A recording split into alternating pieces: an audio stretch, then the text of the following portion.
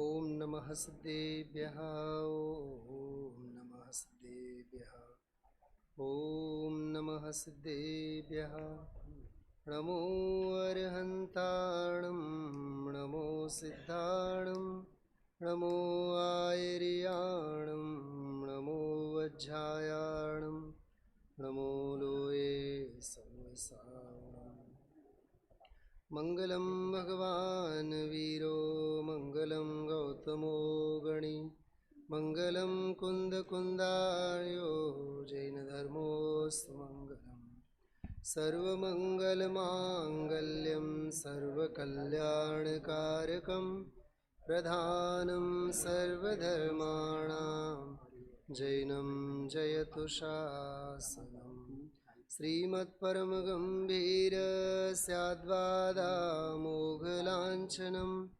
जीयात्रैलोक्यनाथस्य शासनं जिनशासनं नमः समयसाराय स्वानुभूत्या च कासते चित्स्वभावाय भावाय सर्वभावान्तरच्छिदि वन्दितु सौसिद्धे धुवमचलमणोऽमं गदिं पते ओच्छामि समयपाहुड मिणमो सुय केवले गण्यम्।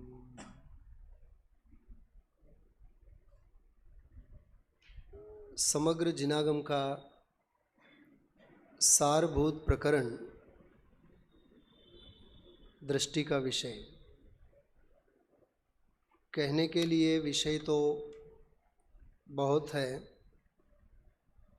लेकिन विषय में से किस विषय को अपनी दृष्टि का, दर्शन विशुद्धि का, परिणमन का विषय बनाना, ये अपनी नीर क्षीर विवेक से हमें अपनाना पड़ता है। कहीं ऐसा न हो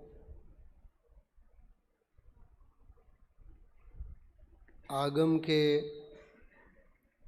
विस्तार रूपी इंद्रजाल में हम कहीं खो जाएं और जैसे छड़ालाकार कहते हैं, मुनिव्रत धार अनंत बार ग्रीवक उपजायो, कहीं ऐसी ही स्थिति अपने साथ भी न बने, इसलिए अत्यंत प्रयोजनभूत आत्महितकारी जो समेटने का मार्ग है, समझ करके उसे यहाँ दृष्टि के विषय के रूप में हम आप लोग गाथा छठी और सातवीं दोनों गाथाओं के आधार से हम आप लोग यहाँ 6-7 कक्षाओं में अभ्यास करेंगे। संक्षेप रुचि वालों का ये मार्ग है और छठी और सातवीं गाथा में संक्षेप रुचि वाले के लिए प्रयोजनभूत ज्ञायक स्वभाव की बात आचार्य ने कही, और आगे का सारा जो प्रकरण है वो विस्तार रुचि वाले शिष्य की मुख्यता से हैं। थोड़े से सहायक सामग्री रूप साहित्य की बात करते हैं। सबसे पहली बात तो सामने अपन ज्ञायक भाव प्रबोधिनी आदरणीय छोटे दादाजी की जो अद्भुत व्याख्या के साथ आचार्य अमृतचंद्र देव की मूल टीका आत्मख्याति, मूल समय सार ग्रंथ तो है ही, तो उसको अपन यहाँ गणधर की गादी पर अपने हाथों में अपन लेंगे, यदा कदा स्क्रीन के ऊपर उसको अपन रिले भी करेंगे। उसके अलावा छोटे दादा की जो बहुत सुंदर अत्यंत सार गर्भित 9 प्रवचनों का एक संकलन है दृष्टि का विषय, इसको भी अपन यहाँ पीपीटी फाइल के रूप में भी, बल्कि आप सभी के हाथ में भी ये रचना होगी। एक एक प्रवचन बारंबार पढ़ने जैसे, समझने जैसे, और हर एक व्याख्यान के अनेकों विषय बिंदु बना बना करके उसकी अवगाहना करने लायक रचना है दृष्टि का विषय।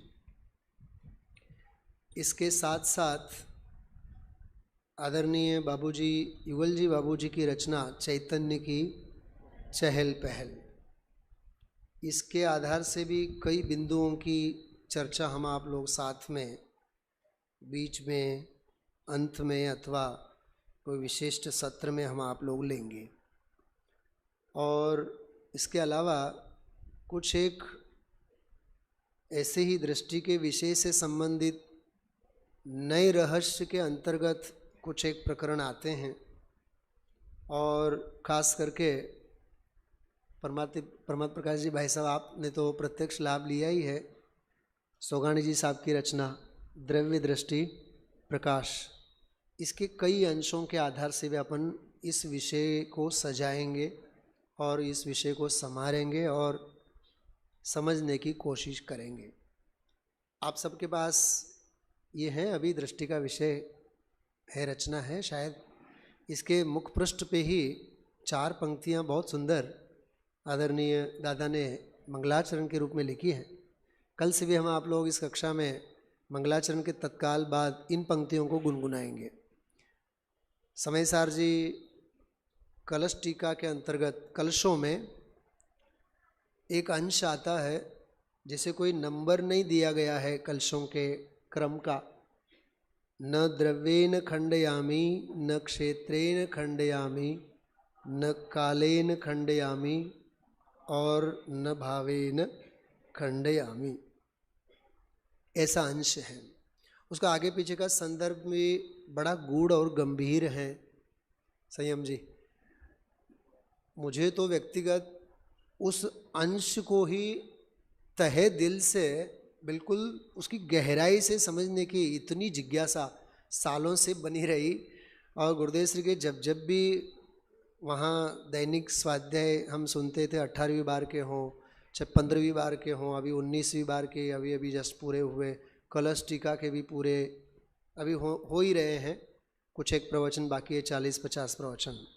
वो अंश आता है तो ज़रूर आगे पीछे का अंश और वो उसका संदर्भ समझने की बड़ी जिज्ञासा होती है।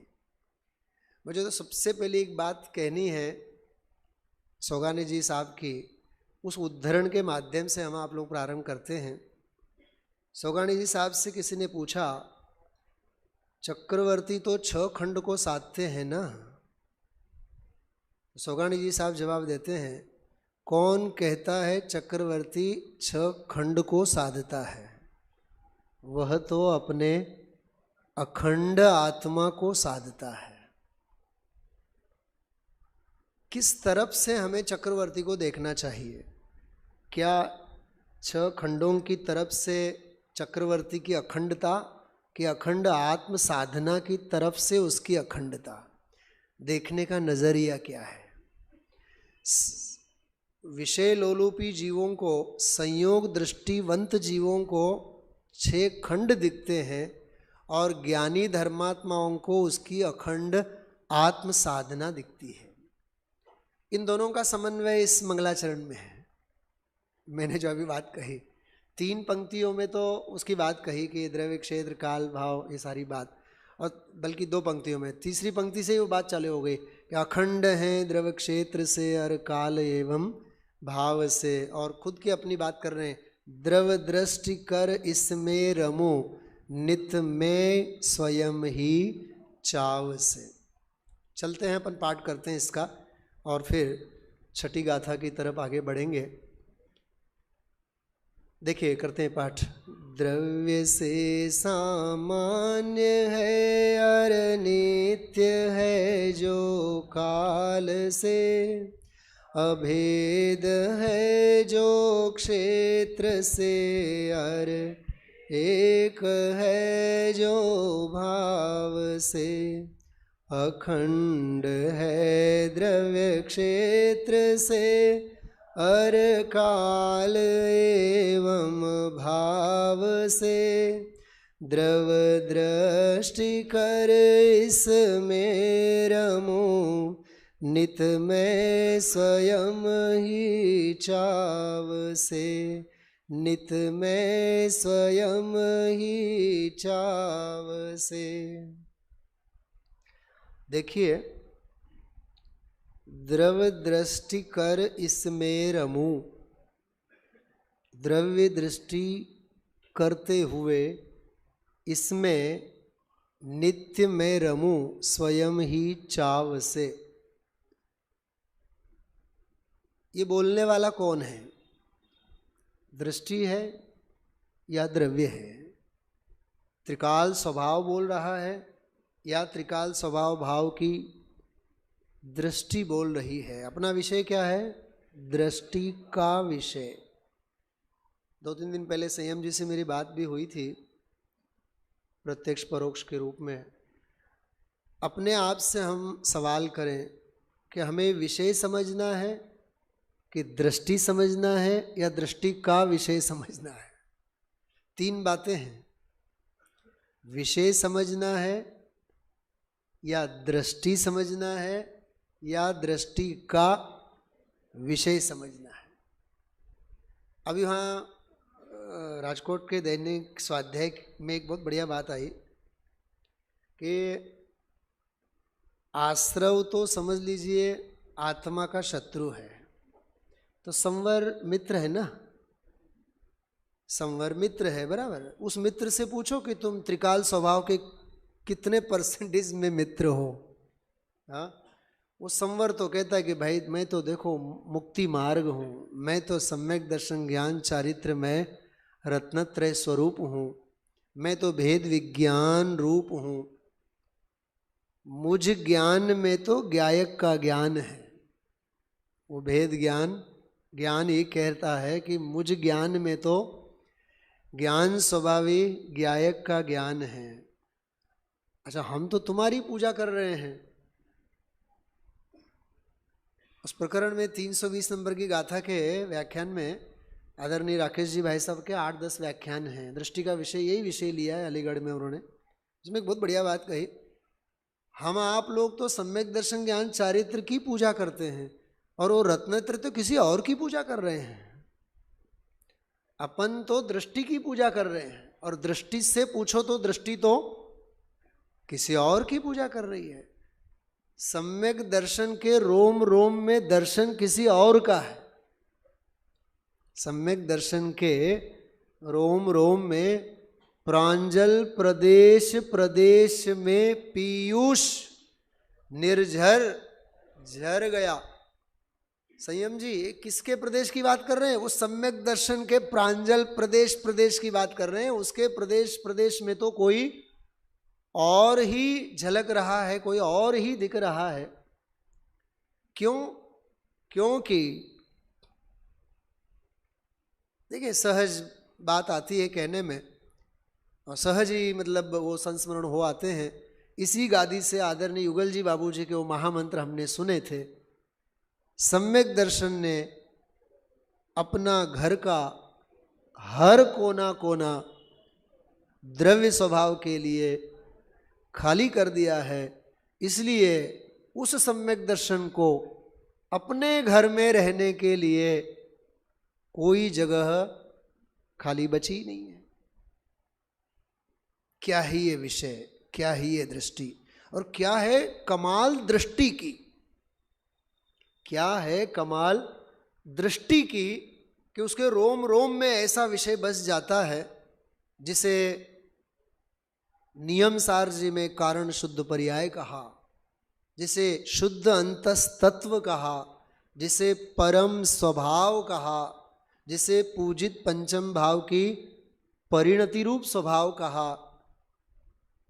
जिसे समय सार ग्रंथादि राज में प्रमत्त नहीं अप्रमत्त नहीं, वह एक ज्ञायक भाव है। जान गोदु जो भावो, जान गोदु जो भावो। छठी गाथा का ये गजब का अंश दूसरा चरण वो गायक भाव, उसको और समझाते हुए कहा वो प्रमत्त नहीं है, वो अप्रमत्त नहीं है।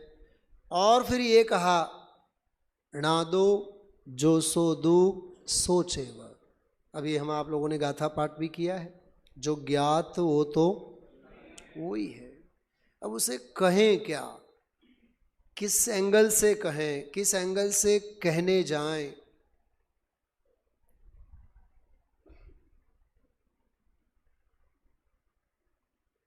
सोगानी जी साहब तो एक बात करते हैं, उनसे पूछा कि आपकी कथन शैली बस द्रव्य दृष्टि परक ही है क्या?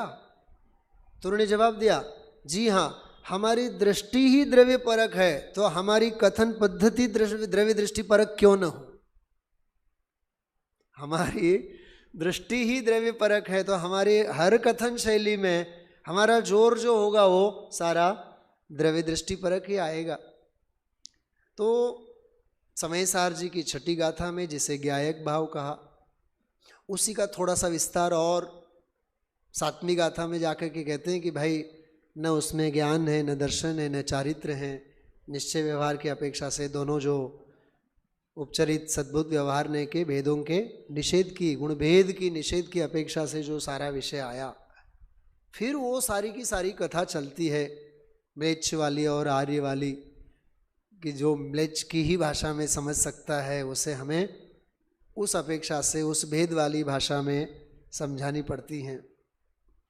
अमृतचंद्राचार्य देव इन्हीं गाथाओं के टीकाकार स्वयं की मौलिक पुरुषार्थ सिद्धिपाई की रचना में कहते हैं, क्या कहे, अबुधस्य बोधनार्थम मुनीश्वराः, क्या लिखा है आगे, आप सोचो, अभूतार्थम लिखा है, मतलब कि अबुधस्य बोधनार्थम, कि अबुध के बोध के लिए। लेकिन अबुध के लिए बोध किसका? वो इसी गायक स्वभाव परमार्थ का। मतलब व्यवहार के लिए व्यवहार नहीं है, परमार्थ की प्रसिद्धि के लिए व्यवहार वो जरिया है, वो माध्यम है। चाहे वो पर्यायार्थिक नयों की अपेक्षा से व्यावहारिक कथन सारे हों, पर्यायगत कथन हो, सापेक्ष कथन हो, लेकिन तत्व तो निरपेक्ष लेकर के उठना है। इसलिए छठी और सातवीं गाथा को द्रव्य दृष्टि के विषय के रूप में बहुत गहराई से समझने जैसी गाथाएं हैं। और देखिए, पूर्व रंग की बिल्कुल रीढ़ की हड्डी हैं, पूर्व रंग की मूल गाथाएं हैं ये 38 गाथाएं जो हैं, पहली 38 गाथाओं में ये छठी और सातवीं गाथा। इसलिए भी आदरणीय दादा ने इन दो गाथाओं के आधार से, बल्कि दृष्टि का विषय तो इसमें से खुल के बाहर आता ही है, स्वपर प्रकाशक का स्वरूप भी इसमें बहुत गंभीरता से स्पष्ट होकर के आता है। वो गायक भाव जो हैं, वो जान गोदू भाव कैसा है, वो गायक भाव, उस गायक भाव के संदर्भ में वो गेयों की कैसी सापेक्षता, निरपेक्षता, दाहक अग्नि वाले उदाहरण के माध्यम से, तो स्वपर प्रकाशक का सारा जो उदाहरण है, प्रकरण है, वो सारा का सारा इसमें से खुल करके बाहर आता है। बाकी दृष्टि के विषय से संबंधित 320 नंबर की गाथा, जबकि वो 320 नंबर की गाथा की टीका नहीं है, वो आचार्य जयसेन देव ने ननु कह करके कुछ और विस्तार किया है। तो वहाँ तो 320 नंबर की गाथा की टीका तो पूरी हो जाती है, और ननु किंच ऐसा कह करके फिर उन्होंने विशेष जो उनका, मानो ऐसा समझे ना कि वो एक चूलिका का मानो प्रकरण है, उसमें वो उस गाथा के साथ वो प्रकरण सारा जुड़ गया, और सारी मुमुक्षु समाज 320 नंबर की गाथा की टीका के नाम से वो एक प्रचलन में आया। लेकिन अपने शास्त्रीय विद्वानों को प्राय, जैसे अभी बच्चे बैठे हैं, तो उसका वो एप्रोप्रिएट वो प्रकरण हमें ख्याल में लेना चाहिए, होना चाहिए, जिससे हमें आचार्यों की मूल टीका की अवगाहना करने की बराबर प्रेरणा मिलती है। और उस गाथा के बारे में 1 मिनट के लिए मैं कहूँ आपसे, तो वो गाथा तो समझ लीजिए राजकोट के लिए तो बिल्कुल एपी सेंटर रही हुई गाथा है वो, 320 की गाथा। अभी 2-3 दिन पहले ही राकेश जी भाई साहब के मैं व्याख्यान सुन रहा था, तो मैंने उनको तत्काल फ़ोन करके मैंने बोला कि आपने राजकोट को याद किया और इस 320 नंबर की गाथा को याद किया। और परमात्मा प्रकाश जी भाई साहब, शायद आपको ख्याल में होगा, गुरुदेव श्री सोनगढ़ से 18-20 दिन के लिए राजकोट पधारने वाले थे और लालचंद भाई मोदी और डॉक्टर चंदू भाई, ये सारे उद्भट विद्वानों ने उनसे खास करके कहा कि मतलब पहले से नक्की तो होता ही था कि आप 320वीं गाथा ले लीजिएगा। तो उसकी गुजराती अनुवाद उनके पास था नहीं, बल्कि हिंदी भी नहीं था। तो वहाँ से वो गाथा की टीका दादा से कहा गया और दादा ने फिर यहाँ से उसका हिंदी अनुवाद करके रातों रात वहाँ भेज दिया गया और फिर वहाँ उसका हिम्मत भाई ने गुजराती में अनुवाद करके प्रातः काल सभा में उस गाथा की गुजराती अनुवाद के पैम्पलेट गुरुदेव श्री के और सभा के सभी के हाथों में पहुँच गए और फिर उसकी टीका के ऊपर अद्भुत व्याख्यान वहाँ हुए, कई बार हुए बाद में। तो 320 नंबर की गाथा तो दृष्टि के विषय से संबंधित वो एक अपने आप में अलौकिक और अपूर्व गाथा है। उस गाथा के संदर्भ में भी हम आप लोग बीच में विशेष संदर्भ लेंगे। देखिए, मूल गाथा छठी गाथा का अपन पाठ करते हैं। आज की समय की मर्यादा के अनुसार छठी गाथा का हम आप लोग विहंगावलोकन करेंगे और फिर इन व्याख्यानों में हम आप लोग और गहराई में उतरेंगे। 7वीं गाथा 1-2 दिन बाद हम आप लोग लेने की चेष्टा करेंगे। देखिए, मूल गाथा का पाठ करते हैं, छठी गाथा। प्रश्न इसमें है, देखिए उत्थानिकाओं में भी बहुत मर्म भरा रहता है। एक विचक्षण अध्येता की दृष्टि से हम आप लोगों को एक अच्छी आदत ऐसी रखनी चाहिए, अभ्यासु वृत्ति की बात कर रहा हूँ। गाथाएं तो अपन पढ़ते ही हैं, टीकाएं तो पढ़ते ही हैं, भावार्थ आदि तो पढ़ते ही हैं, लेकिन उत्थानिकाओं में जो गाथा की प्रस्तुति वो करने जा रहे होते हैं, जैसे अथ सूत्रावतारः लिखा होता है। अब वो सूत्र का अवतरण हो रहा है, अभी क्या अवतरण हो रहा है, उसकी गंभीरता, उसकी गहराई, तो इसका भाव भाषण हमें ज़रूर करना चाहिए। यहाँ देखिए, छठी गाथा के पहले लिखा, उससे पहले 5वीं गाथा तक तो आप सबको ख्याल में है। पहली गाथा में मंगलाचरण किया, बराबर, और दूसरी गाथा में स्व समय पर समय आदि की बात करते हुए तीसरी गाथा में द्रव्य की स्वतंत्रता वाली बात, हर द्रव्य अपने द्रव्य गुण पर्याय को ही चूमता है, वस्तु स्वातंत्र्य वाली बात कही। मतलब उस वस्तु स्वभाव के एकत्व की बात और पर से विभक्त वाली बात वहाँ एक अपेक्षा से पूरी हो गई। लेकिन प्रश्न खड़ा हो गया, अनादिकाल से इस जीव को सुलभ क्यों नहीं है? तो चौथी गाथा में उसका जवाब दिया कि काम भोग बंधन आदि की कथा ये श्रुत हैं, परिचित हैं और अनुभूत हैं, इसलिए पर से विभक्त भगवान आत्मा की बात इसे होते हुए भी, सुलभ होते हुए भी इसे दुर्लभ बन पड़ी है। यहाँ तक के एक प्रकार से प्रस्तावना बांध करके उन्होंने 5वीं गाथा में कहा, दाए हम अपनो सवि हवेण। ये जो मूल गाथा है कि मैं उस एकत्व भक्त भगवान आत्मा को तुम्हें दिखाऊंगा, और कहा यदि दाए ज, यदि मैं दिखाऊंगा। देखिए, एक बात बहुत मार्मिक कह रहा हूँ मैं, उन्होंने कहा मैं बताऊंगा, ये नहीं कहा मैं दिखाऊंगा। इसका मतलब ये होता है कि वो लिखने की बात नहीं कर रहे हैं, बताने की बात नहीं कर रहे हैं, वो तो सीधा बिल्कुल हस्ता मलकवत दिखाने की बात कर रहे हैं। और कोई हमें ये दिखा रहा होता है तो सीधा सीधा उसका अर्थ ये हो रहा होता है, सामने वाला भी देखने की जिज्ञासा वाला है, वो देखने की दृष्टि लेकर के बैठा है, इसलिए तो उसे दिखाया जाता है। अंधे से थोड़ी ना कहा जाता है कि देखो रास्ता है, दिखाया रास्ता है, ये दिखाया तो जाता है आंख वाले को। बात समझ में आ रही है? तो दाएयम अपनो सविहवेन, हम उस एकत्व भगवान आत्मा को दिखाएंगे। जदी दाएज, मुझे वो दिन याद आते हैं यहाँ जब हम शास्त्री फर्स्ट ईयर सेकेंडरी में थे, अन्ना जी चरणानुयोग सूचक चूलिका के ऊपर यहाँ ऐसी आध्यात्मिक शिक्षण शिविर में व्याख्यान ले रहे थे, और ऐसे ही बिल्कुल सायंकाल की ही सभा थी और हम लोग बिल्कुल बैठे थे ऐसे ही। तो 5वीं गाथा का उदाहरण दिया, बोले कि ये नग्न दिगंबर मुनियों का कोई भरोसा नहीं है, ऐसे बोले। तो हम लोग थोड़े हक्के बक्के में आगे कि ऐसा क्यों कह रहे हैं अन्ना जी? तो बोले कि इनकी प्रतिज्ञा, इनका कोई जीवन थोड़ी ना है, ये तो सविकल्प दशा में बोल रहे हैं दाए हम अपनो सवि हवेण, इनका कोई भरोसा नहीं है, ये अंदर में चले जाएंगे तो इनकी प्रतिज्ञा धरी की धरी रह जाएगी।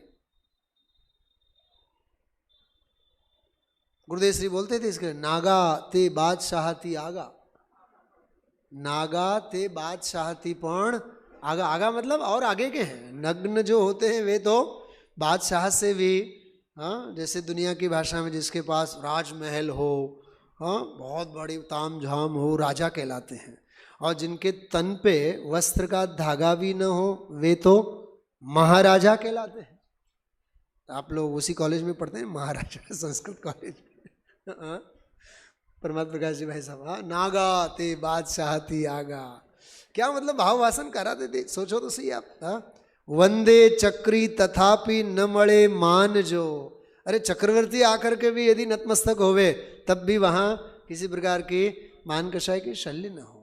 कहने का तात्पर्य यह है कि सविकल्प दशा में इस प्रकार की प्रतिज्ञा तो कर रहे हैं, लेकिन अंदर सप्तम आ जाए, श्रेणी आ जाए और उसमें भी क्षपक आ जाए तो देखते ही देखते सीधा 12वां क्षीण मोह होवे और सीधा केवल लेकर के आगे चले भी जावे।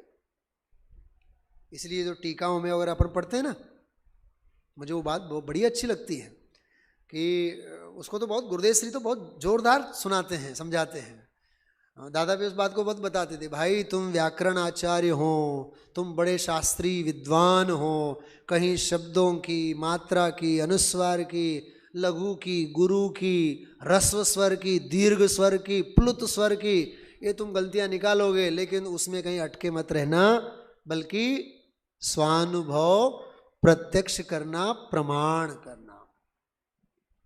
हम लोग एक पंक्ति बोला करते हैं संयम जी,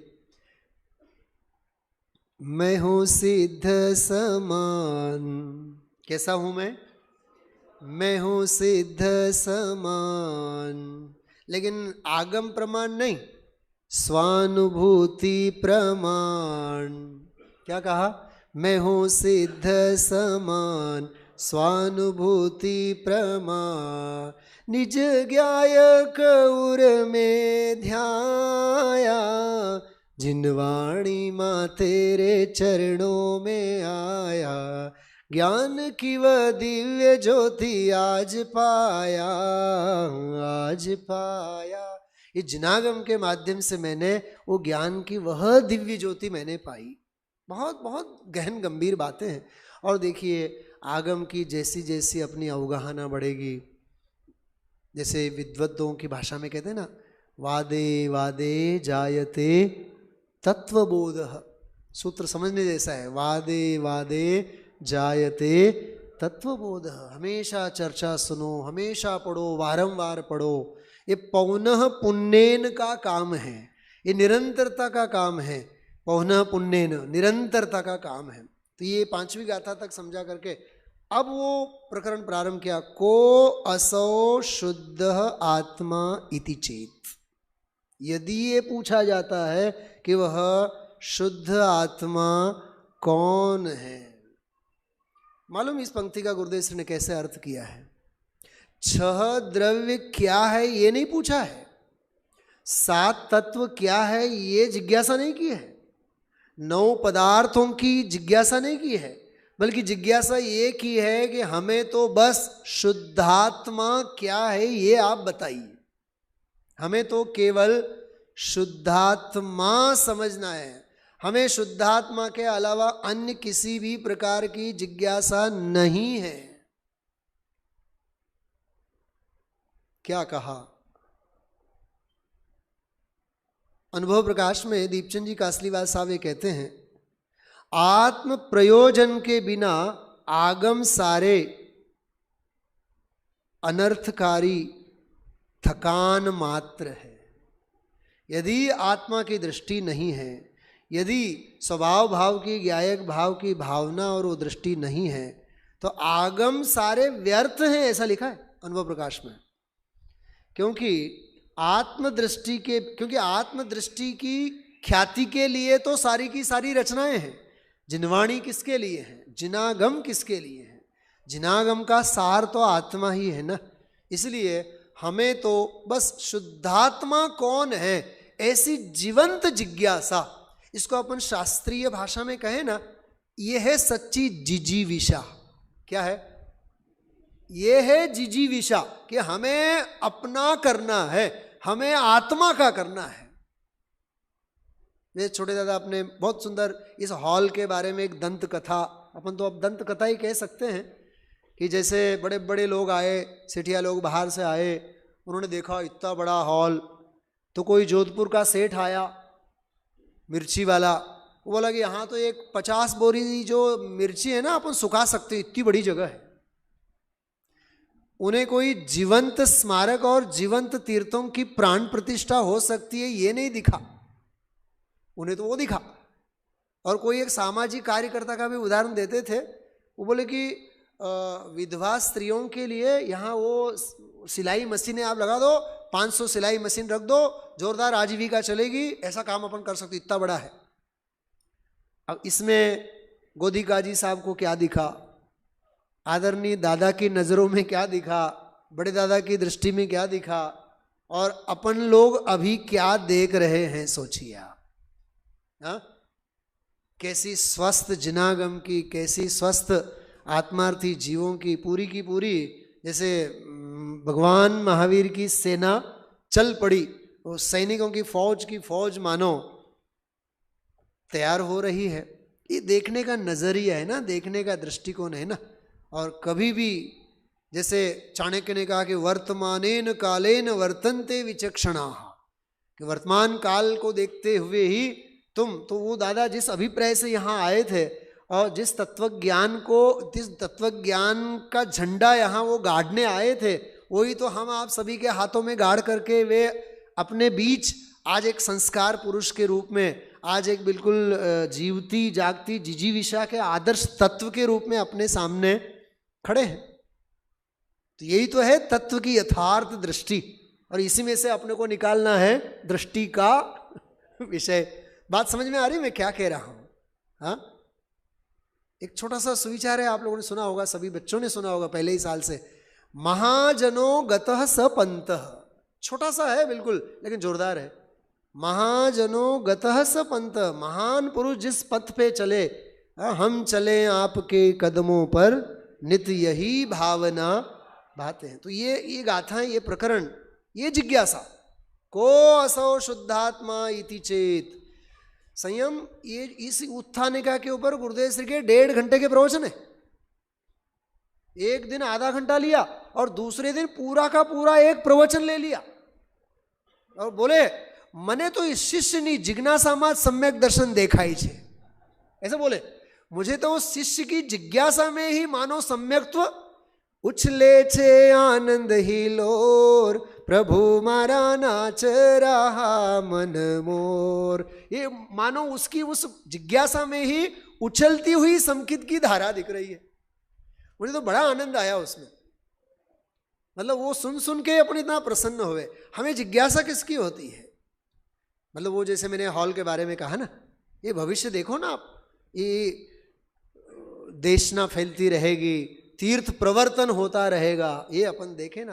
तो कहने का मतलब ये है कि इस गाथा को जो हम मतलब ढाल बनाते हुए, समझते हुए, जबकि बात तो सच में ऐसी है, जिनागम का कोई ऐसा प्रकरण नहीं है जिसमें से दृष्टि का विषय नहीं निकलता है, बशर्ते अपने में वो पात्रता और योग्यता होनी चाहिए। विशिष्ट विषय को अपन आधार बनावे। महाविद्यालयों के सारे विद्यार्थी हैं, होनहार विद्वान बन रहे हैं, बराबर, इसलिए इस विषय को इन गाथाओं के आधार से अपन लेते हैं। मूल गाथा देखिए, पाठ करते हैं सभी एक साथ, अपन लोग पाठ करेंगे। णविहोदियापमतो णपमतो जान गोदुजो भावो एवं वर्णन्ति शुद्धं णादोजो सोदुसो चैव। न प्रमत है बस एक ज्ञायक भाव है, इस भांति कहते शुद्ध पर जो ज्ञात वह तो वही है। देखिए इसका सीधा सीधा अर्थ अपन पढ़ते हैं। जो एक ज्ञायक भाव है, देखो मूल बात सबसे पहले ली, जो एक ज्ञायक भाव है वह अप्रमत्त भी नहीं है और प्रमत्त भी नहीं है। इस प्रकार उसे शुद्ध कहते हैं, और जो ज्ञायक रूप से ज्ञात हुआ वह तो वही है, अन्य कोई नहीं।